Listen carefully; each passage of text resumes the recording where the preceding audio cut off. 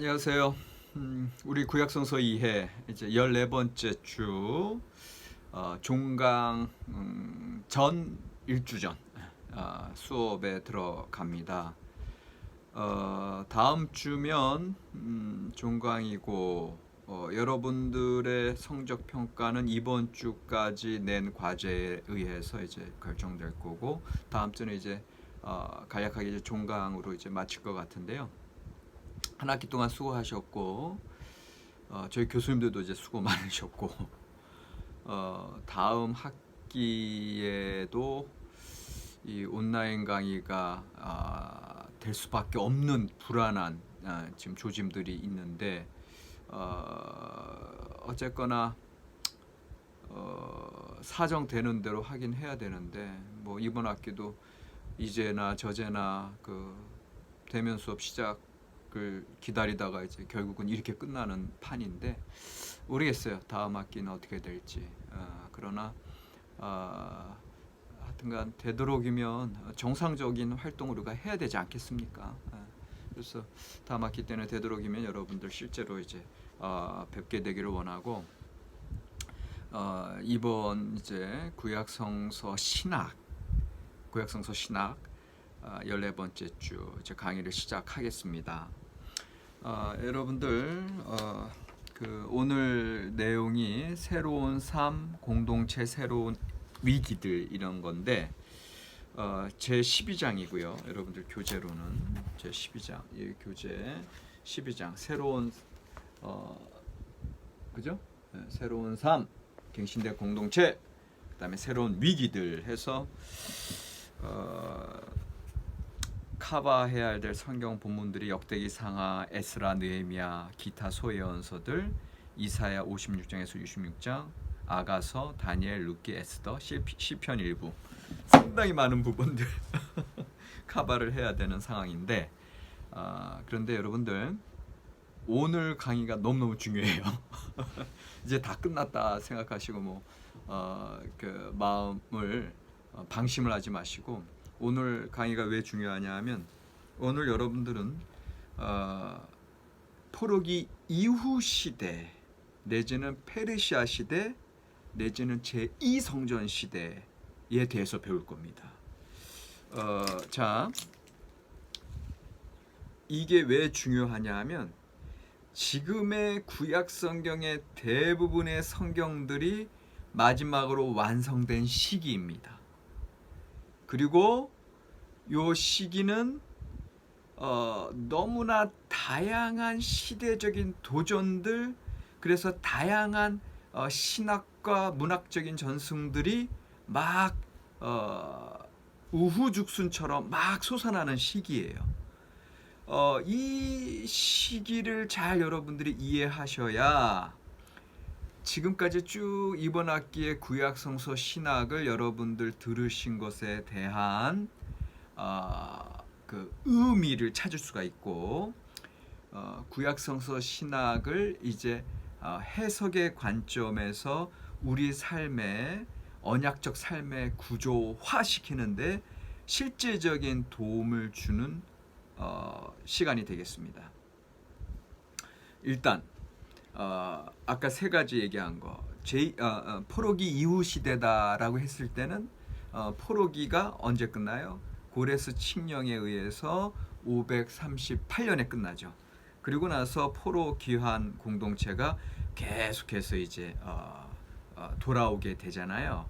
그래서 이 책에서는 이제 520년까지 그러니까 18년의 기간 동안 거의 다 돌아왔다 이제 이렇게 얘기하고요.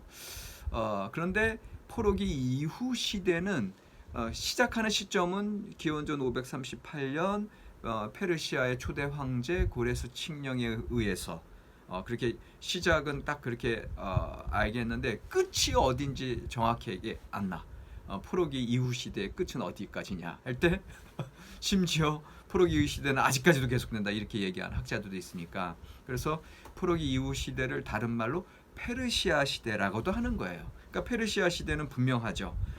500 이제 38 이제 고레스 초대 황제 이제 500 이제 한 50년 정도에서부터 333년 알렉산더 대왕의 헬라 제국이 시작하는 그 시점까지가 페르시아 시대니까, 그래서 페르시아 시대라고도 요 시대를 일컫고요.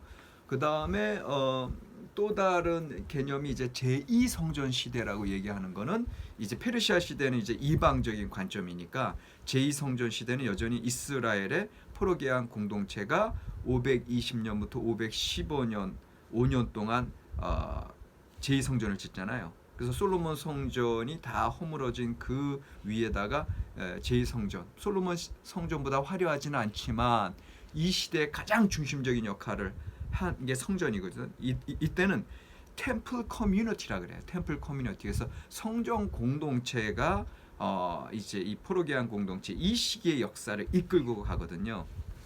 그래서 이제 제2성전 시대다라고 얘기하면 이제 515년부터 이제 뭐 알렉산더 대왕 제국 시대도 이제 거치면서 이제 그러니까 이제 사실은 헬레니즘 시대가 도래하고 나서는 이제 이후에 신구약 중간 시대로 들어가죠. 그래서 이제 예수님 오시기까지 가니까 이제 제2성전 시대도 사실은 아까 페르시아 시대를 얘기하는 것처럼 분명하게 딱 시대 구분이 딱 정해져 있지는 않지만, 그러나 시작하는 시기는 분명하죠. 515년부터 그 다음에 제2성전 시대. 그래서 이제 에스라에 의해서 이제 종교 율법에 의한 종교 개혁이 일어나고, 그 다음에 사실은 에스라는 또 유대교의 아버지로서 이제 이 시기에 또 새롭게 등장하는 모습도 우리가 볼 수 있고, 그러니까 이제 요 시기를 그렇게 포로기 이후 시대 내지는 페르시아 시대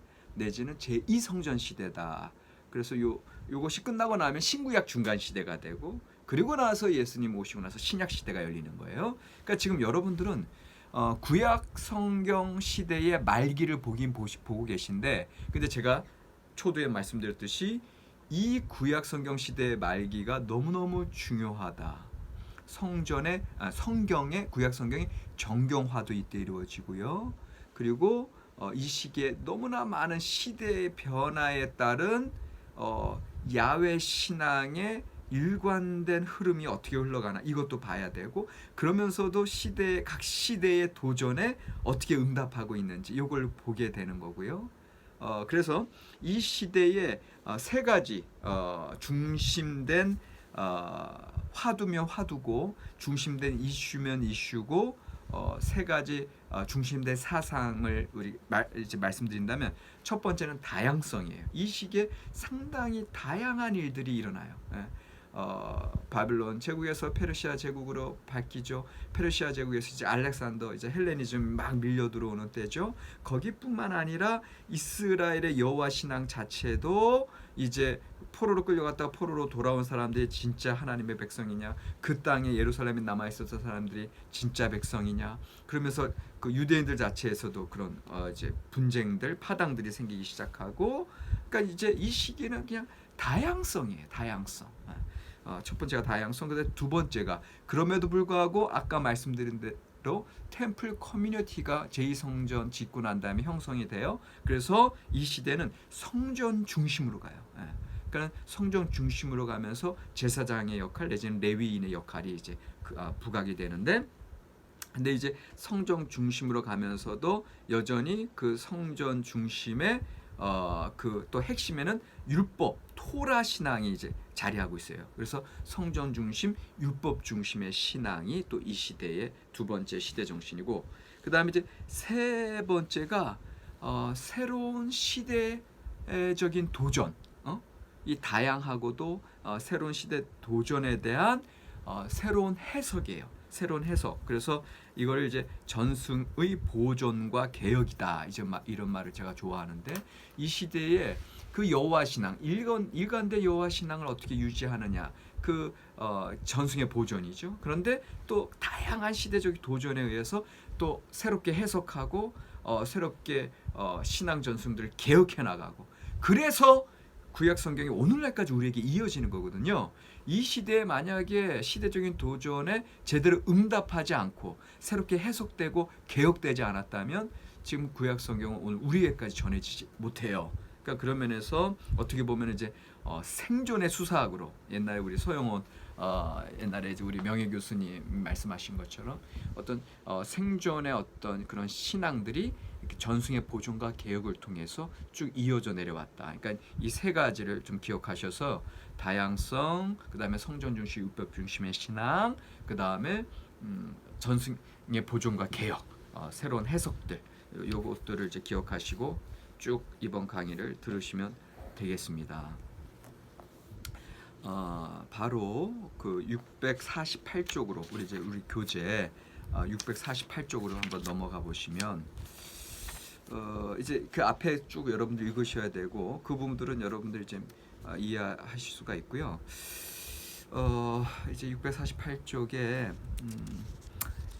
이런 이야기가 나와요. 그 648쪽에 이제 미래를 향한 비전 위쪽에 그 인용문 아래 분명히 여기서는 에스라서나 느헤미야에서보다 성전의 문이 훨씬 더 활짝 열려 있다. 그리고 유사한 정서가 스가랴 14장 16절에서 드러난다. 그리고 요게 우리가 여기서 보는 것은 창세기 12장 3절에 아브라함 약속을 이해하기 위한 한 가지 방식이다. 자, 요게 무슨 얘기냐면 지금 얘기한 이 페르시아 시대, 이 제2성전 시대 때 에스라서와 느헤미야서는 어떻게 보면 율법 중심의 공동체로 세운 게 에스라서잖아요. 느헤미야서. 그러니까는 포로 기환 공동체가 여전히 혼란 가운데 있을 때 느헤미야가 이제 성벽을 재건하고 에스라가 모세의 율법을 들고 와서 그 기환 공동체에 선포하고 그럼으로써 이들이 와해되려고 했고 어떤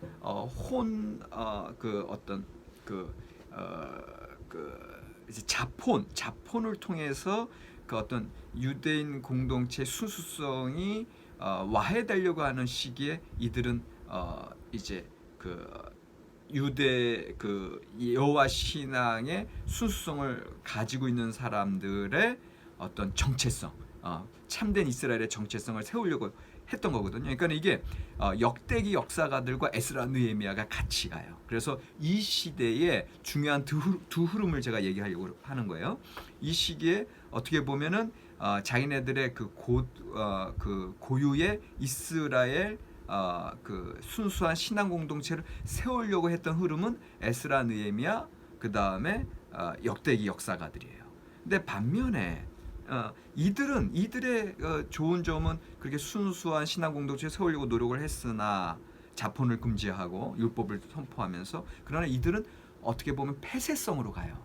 그래서 사실은 에스라가 오늘날의 그 유대주의의 아버지가 되는데 사실 오늘날 유대주의는 이런 폐쇄성으로 가게 되거든요. 그리고 구약 성경을 좀 잘못 이해하는 사람들은 이런 너무 율법주의 중심으로 이제 가게 되는 그런 모습들이 있는데 분명히 구약 성경은 또 다른 흐름이 있어요. 이 시기에 형성된 또 다른 흐름은 뭐냐 하면 제3이사 이제 여기서 방금 제가 읽었던 그 이제 스가랴 14장 16절이나 아니면 여기 이제 이사야 56장 6절에서 7절에 나의 언약을 굳게 지키는 이방인마다 내가 곧 그들을 나의 성산으로 인도하여, 그러니까 이방인들에게도 열려 있는 거고요. 기도하는 내 집에서 그들을 기쁘게 할 것이며 그들의 번제와 희생을 나의 제단에서 기꺼이 받게 되리니. 그래서 여기서는 단지 고유한 이스라엘 정체성만을 유지하려고 했었던 역대기 사가나 아니면 에스라 느헤미야와는 다르게 이방인에게 열려 있는 모습을 얘기하면서 이는 내 집이 만민이 기도하는 집이라 일컬음이 될 것임이라. 이사야 56장 6절에서 7절. 이사야 56장에서 66장까지가 이 포로기 이후의 이사야에 대한 말씀이에요. 그러니까 여러분들 이사야는 세 부분으로 나뉜다 얘기했잖아요. 1장부터 39장은 예루살렘 이사야, 40장부터 55장은 포로기 이사야, 56장에서 66장이 포로기 이후 제3이사야라고 하는 포로기 이후에 이사야 전통을 이어받은 새로운 이사야 그룹이거든요. 근데 이게 그 앞에 보시면 647쪽에 가시면 그 이사야 56장 6절에서 7절에 또 야훼와 연합하여 그를 섬기며 야훼의 이름을 사랑하며 그의 종이 되며 안식일을 지켜 더럽히지 아니하며 나의 언약을 굳게 지키는 이방인 얘기했잖아요.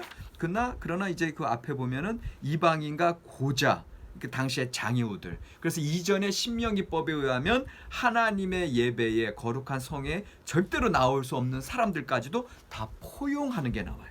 그러니까 이 시기에 또 다른 두 번째 흐름은 이방인과 장애우와 모든 사람들이 하나님의 말씀을 지키는 한 그들이 내 집에서 만민이 기도하는 집이라 일컬음을 받게 되는 것처럼 이들도 다 하나님의 거룩한 신앙 공동체로 나오게 되는 거거든요. 그러니까는 여러분들 이 시대가 다양성이라 그랬어요. 그러니까 이 시대 이런 다양한 이야기들이 같은 구약 성경 안에 이제 어떻게 보면 두 가지 다른 흐름이 나와 있는 거예요. 그러니까 하나는 절대적인 어떤 순수한 야훼 신앙 공동체를 세우려고 노력했던 게 역대기 역사가나 에스라 느헤미야에서 나타난다면 제3 이사야나 스가랴 14장 16절은 이렇게 나와 있어요. 예루살렘을 치러 왔던 이방 나라들 중에 남은 자가 해마다 올라와서 그 왕 만군의 여호와께 경배하며 초막절을 지킬 것이라. 그러니까 여기서는 오히려 예루살렘을 치러 왔던 이방 나라들조차도 이제는 하나님의 다 같은 신앙 공동체로 하나 되는 그런 포용주의가 나와요. 그리고 이게 이제 우리 교과서에서는 648쪽에 이런 비전은 창세기 12장 3절에 이미 아브라함에게 약속하신 바 땅의 모든 족속이 너로 말미암아 복을 얻을 것이라 이야기한 것과 관련되어 있다, 연관되어 있다, 직결된 것이다 이렇게 얘기하시잖아요. 그러니까 이런 면에서는 오히려 이제 우리 기독교 신앙은 이런 포용주의, 그다음에 만국에게 이제 하나님의 말씀이 전파되는 것으로 이제 기독교 신앙은 사실은 두 번째 흐름으로 나아가게 되는 거거든요. 이제 유대주의는 아까의 이제 그런 흐름으로 나아가게 되는 거. 그러나 이제 제가 좀 이따 설명하겠지만 여전히 그때 당시에 그 에스라의 율법 중심의 종교 개혁이 또 너무너무 중요하다라고 하는 건 이제 그 시대의 도전에 대한 새로운 해석으로서는 또 되게 중요한 말씀으로 우리가 또 받게 되는데, 어쨌거나 이 두 가지 흐름을 지금 제가 말씀을 드리는 거고요. 그 다음에 이제 648쪽에 미래를 향한 비전, 이제 새로운 섹션이 시작되고 있는데 이때 당시에는 이스라엘 안에서는 이 책에 나온 것처럼 그들의 새로운 공동체의 정체성을 두고 여러 의견들이 생겨났다. 이게 다양성이에요.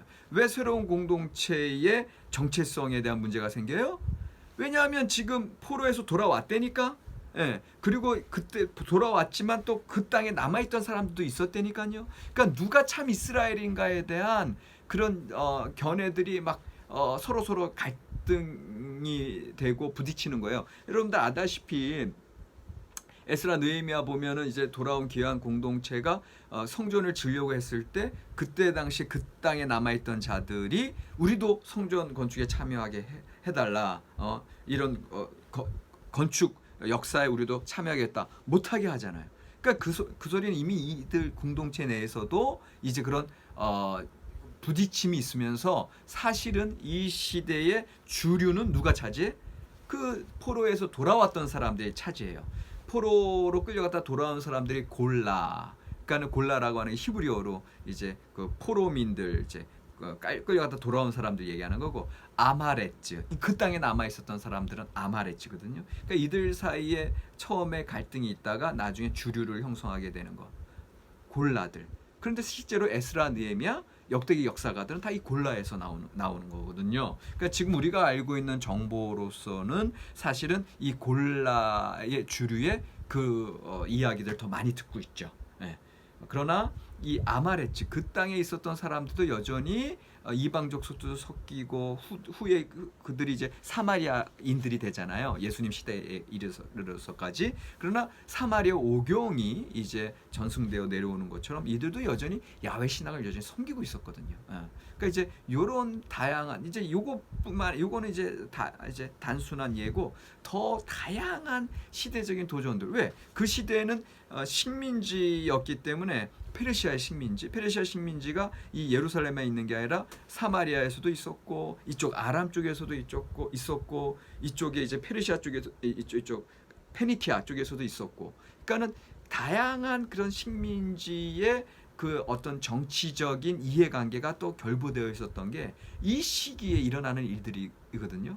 스룹바벨이 총독으로 왔을 때, 느헤미야가 총독으로 왔을 때, 이런 다양한 역사적인 상황 속에서 하나님의 백성으로 새롭게 그 정체성을 유지해 나가려고 했던 것들이 이 시대의 다양한 흐름이다. 이걸 기억하시고, 그래서 이런 시대적인 도전에 대해서 계속해서 여기 648쪽에서 밑에서 두 번째 줄도 보면 이제 급격한 변화의 상황 속에서 야훼의 백성은 어떻게 살아야 하는가에 대한 어려운 문제가 대두되기 시작하였다. 그리고 이 문제들은 649쪽의 두 번째 줄에 보면 수술의 조직을 어떻게 해야 될지, 정치적으로 그리고 종교적으로 어떻게 구성해 가야 될지, 이런 문제들이 있었던 것이고, 그러면서 여기에 이 당시의 시대적인 질문들을 쭉 얘기해요. 649쪽의 다섯 번째 줄부터.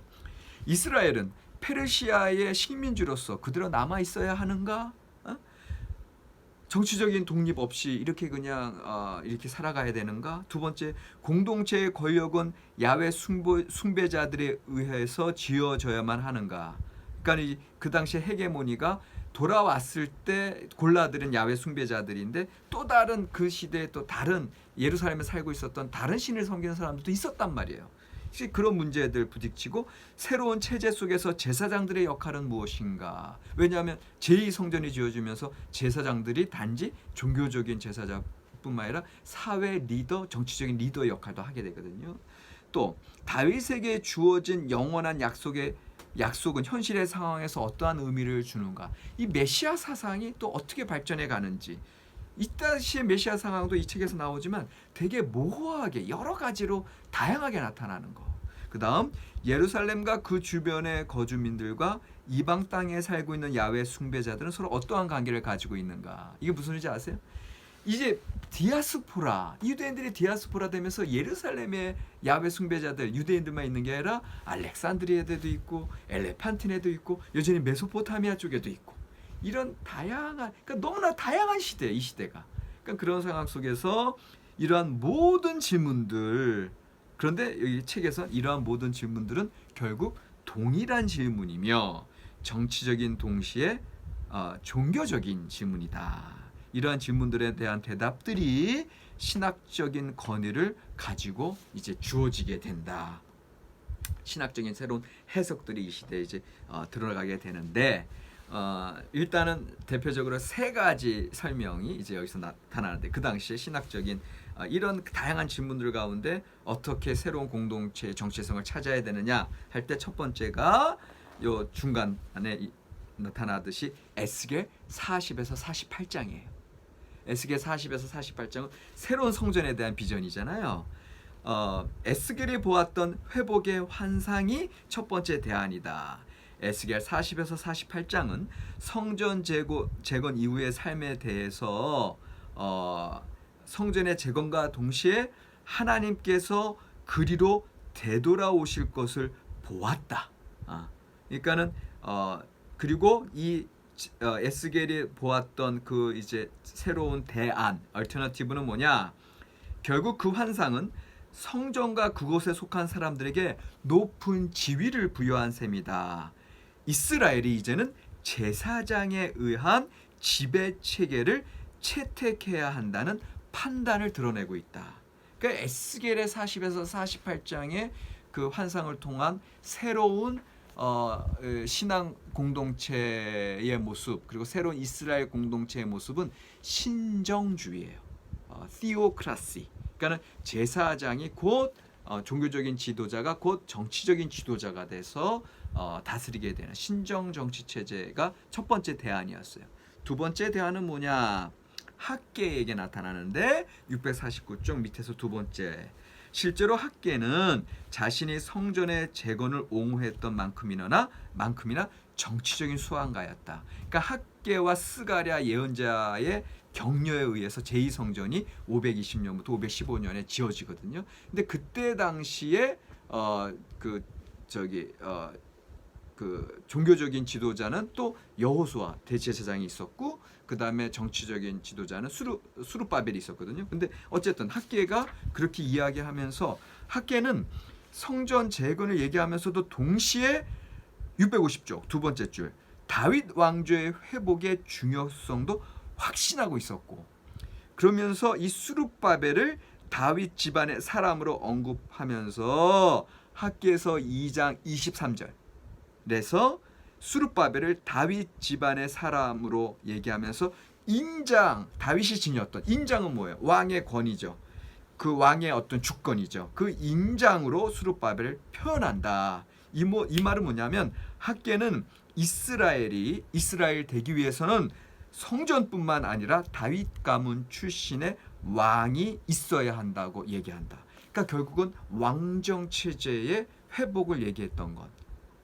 그게 학계, 이게 두 번째 대안이고, 세 번째 대안은 스가랴에게서 발견되는데, 스가랴는 이제 이 책에서 나오듯이 에스겔의 그 신정 정치 체제와 그 다음에 학계의 왕정 복구 그 사이에 있다. 왜 이제 그렇게 얘기하냐면, 이제 스가랴서의 환상과 신탁이 이제 복잡하게 나오는데, 그런데 그 예언자가 감람나무가 황금 촛대 옆에 놓인 것을 보면서 4장 14절에 이 감람나무 두 나무가 기름 부음 받은 두 사람이라고 얘기한다 이거죠.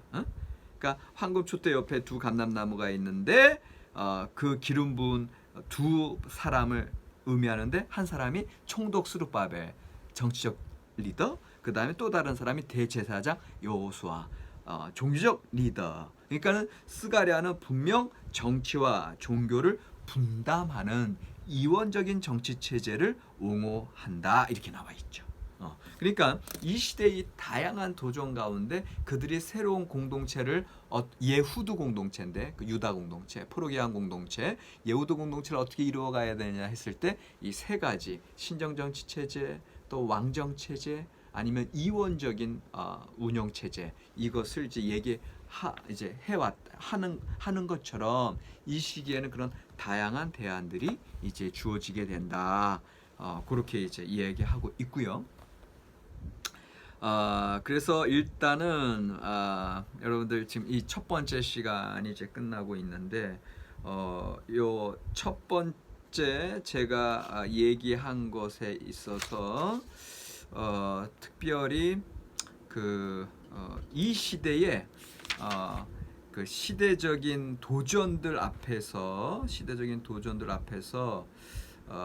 그 새로운 공동체의 전체성을 이제 방금 설명했듯이 세 가지로 이제 그렇게 대안적인 거 나왔는데, 그 전에 제가 설명할 드릴 때 무슨 설명을 드렸냐 하면은 그 두 가지 흐름이 있었다 그랬죠. 그러니까 에스라 느헤미야와 역대기 역사가의 흐름이 있었고, 또 다른 흐름이 이제 제3 이사야나 스가랴서 14장이나 창세기 12장까지 연결되는 흐름. 이 두 가지 흐름에 대해서 한번 이게 이제 첫 번째 과제로 제가 지금 드리는 거예요.